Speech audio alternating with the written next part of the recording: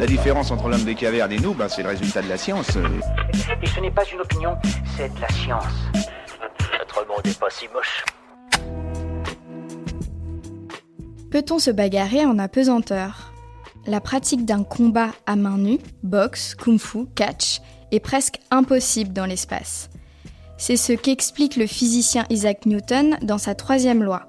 Chaque action génère une réaction égale en intensité mais opposée en direction. Les pratiques martiales consistent essentiellement à donner des coups de poing ou faire tomber son adversaire. Or, sans gravité, comme c'est le cas dans une station spatiale, on n'a pas de poids donc pas d'appui. Sur Terre, ce serait un peu comme si deux adversaires en patin à roulettes tentaient de se pousser. En apesanteur, on flotte. Un coup de poing atteignant son but déclencherait chez le frappeur un recul et un tournoiement vers l'arrière, et vers l'avant s'il rate sa cible.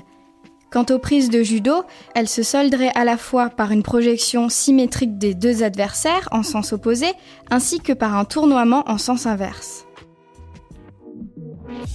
Super, j'adore. Alors écoute-moi bien, je vais essayer d'être clair avec toi. Ouais, génial. Combien de temps a-t-il fallu pour que l'âge de glace s'installe ? Le dernier mini-âge de glace a duré 1300 ans, mais il n'a fallu que 6 mois pour que l'Europe tempérée se transforme en gros glaçons. William Patterson, géologue britannique, explique que cette gigantesque glaciation, qui a eu lieu il y a 13 000 ans, serait due au ralentissement brutal du Gulf Stream, courant chaud de l'Atlantique Nord, causé lui-même par le déversement des eaux glacées d'un lac canadien dans les océans Arctique et Atlantique.